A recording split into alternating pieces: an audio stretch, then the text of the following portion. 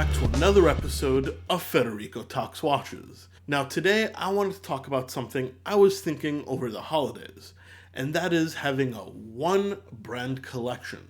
Is it possible? Would I do it? What do I think? And more importantly, what do you guys think? And of course, before we get started, customary wristwatch check.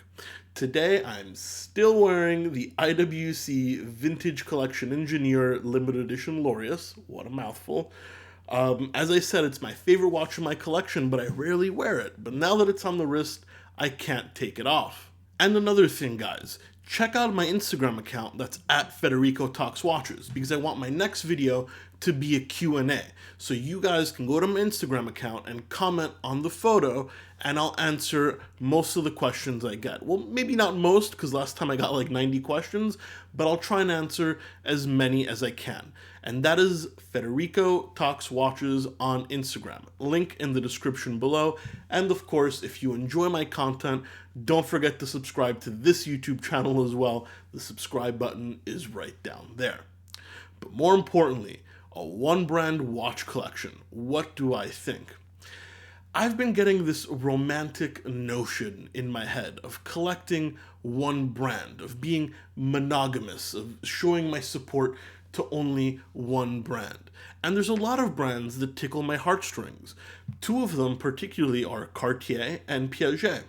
Two brands I've worked for and that I really enjoy their products.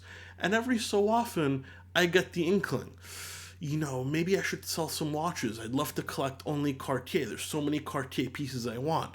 Or, man, that Piaget is beautiful, and so is that one. Maybe I could have an entire Piaget-themed collection. And it seems like a pretty good idea.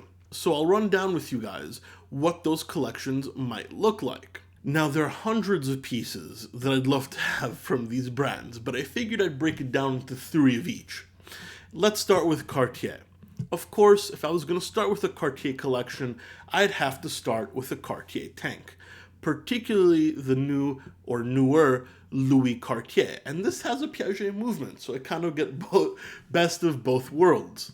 It's the perfect size, it's manually wound, the tank, in my opinion, is the most iconic dress watch of all time, and it scratches that itch for me.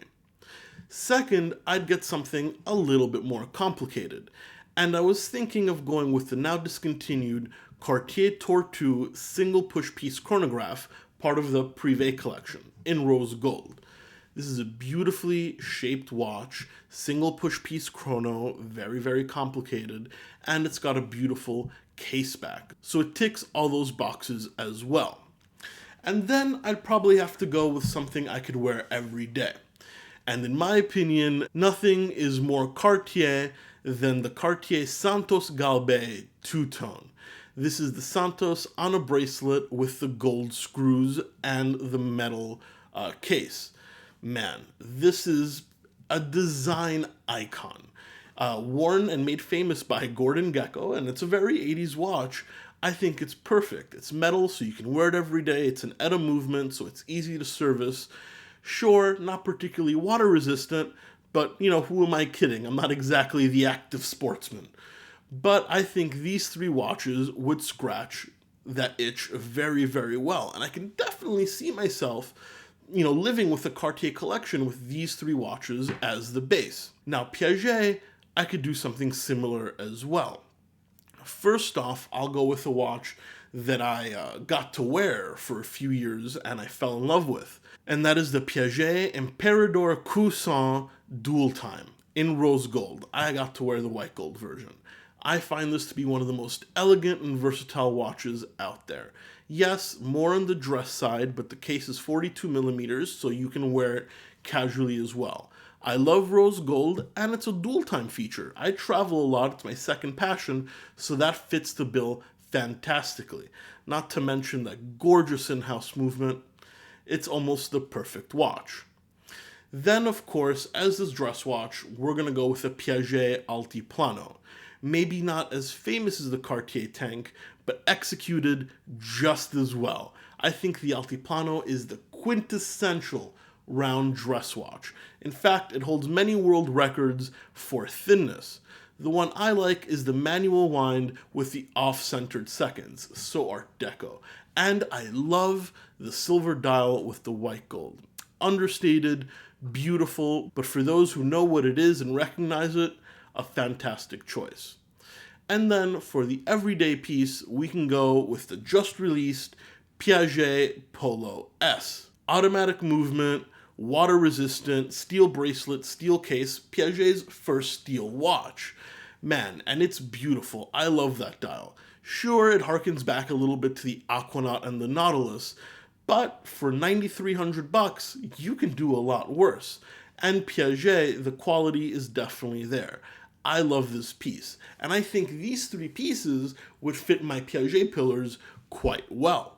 I also thought about doing a Rolex collection, but in Rolex, I'm much more a fan of the vintage as opposed to the new stuff.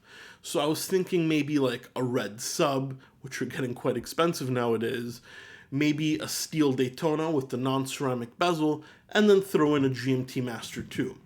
But I'm not quite as passionate about Rolex as these two other brands. I mean, these two other brands are great, but I'm attached to them because I used to work for them. But their rich history makes them a contender as well.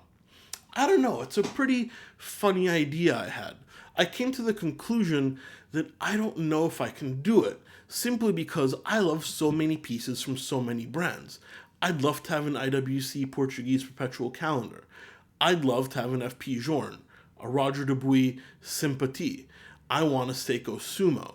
There's so many watches out there that it'd be very hard for me to remain monogamous. But I'm not gonna lie, I really like the thought of limiting my collection to one brand.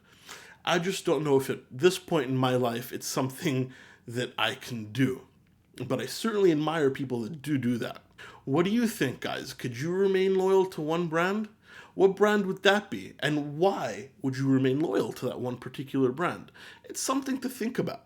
Anyway, guys, thank you so much for sticking around for another episode of Federico Talks Watches. As I said, take a look at the link in the description for my Instagram account so you can participate in the Q&A, and don't forget to like and subscribe if you enjoyed the video. I'll catch you guys in the next one.